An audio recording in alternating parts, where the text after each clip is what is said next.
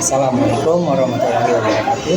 Perkenalkan, nama saya Guswar Fajri dari SMA Muhammadiyah 15 Jakarta, tepatnya di kelas 12 MIPA 1. Saya akan memaparkan sebuah opini singkat tentang pelanggaran hak asasi manusia dan diskriminasi terhadap orang-orang Asia di dalam kehidupan global. Nah, mengapa banyak sekali pelanggaran HAM atau hak asasi manusia dan diskriminasi terhadap etnis Asia di dalam kehidupan global? Nah, seperti contohnya yaitu rasisme, terus ada diskriminasi itu sendiri dan pengucilan, persekusi, dan bahkan penghinaan terhadap etnis Asia di dalam kehidupan global.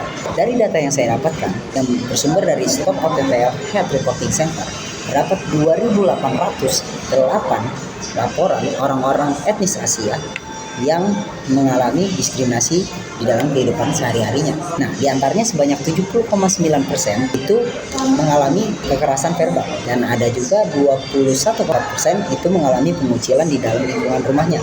Terus ada 8,7% itu mengalami kekerasan fisik, 6,4% melakukan hal-hal yang menjijikan seperti meludahi atau pelecehan, dan 8% lainnya itu mendapatkan diskriminasi di lingkungan kerja. Nah, bahkan diskriminasi ini sendiri tidak hanya dilakukan oleh orang-orang yang di luar etnis Asia saja.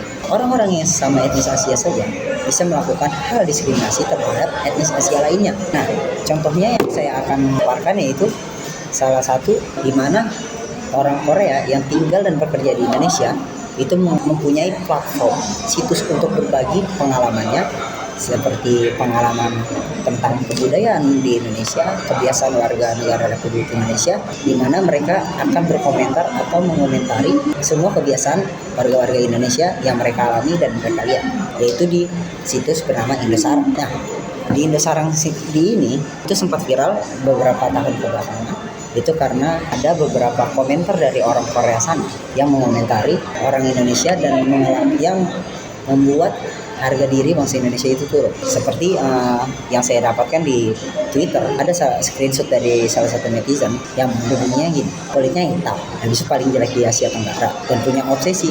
Nah, itu tergantung kasus. Yang saya kutip dari Twitter diterjemahkan oleh warganet Indonesia. Nah, menurut survei World Value pada tahun 2017 sampai 2020, memang terdapat 1.245 warga Korea itu mendapatkan laporan bahwa mereka itu membuat intoleransi di daerah Korea Selatan. Nah, 15,2% itu tidak menerima orang-orang yang berbeda ras. Misal, ketika ada orang luar Korea yang tinggal di Korea Selatan, mereka itu tidak senang dan bahkan mereka melakukan pengucilan. Nah, dari hal ini kan sesama benua saja, sama etnis Asia saja masih mengalami diskriminasi dan pelanggaran hak asasi manusia terhadap yang mereka dapatkan. Nah, hal ini mungkin saja dapat menghilang dengan cara melakukan edukasi toleransi, di mana melakukan penyesuaian di mana menghargai etnis, suku, agama, ras, dan berbagai hal lainnya sebagai sebuah keunikan, bukan sebuah keanehan. Nah, di lingkungan kerja juga harus bisa bekerja sama, walaupun berbeda-beda pendapat, berbeda-beda suku, berbeda-beda agama, dan hal-hal lainnya. Penormalisasian struktur sosial atau politik itu di mana orang-orang yang berbeda etnis bisa berkuasa di sebuah negara. Contohnya itu ada Presiden Barack Obama yang terpilih di sistem demokrasi Amerika Serikat sebagai Presiden Amerika Serikat kulit hitam pertama di dunia. Dan juga ada Rishi Sunak dipilih sebagai Perdana Menteri Britania Raya, di mana dia adalah orang India pertama, keturunan India pertama yang berhasil menjadi Perdana Menteri Britania Raya. Dan juga karena kita sudah mengalami masa era globalisasi dan cepatnya akses internet untuk mengakses semua informasi, mungkin itu bisa menjadi salah satu sarana prasarana kita untuk bisa saling menghargai sama etnis dunia. Jadi tidak ada lagi namanya pelanggaran hak asasi manusia lagi, dan tidak ada lagi laporan karena kita manusia sama, tidak ada yang beda.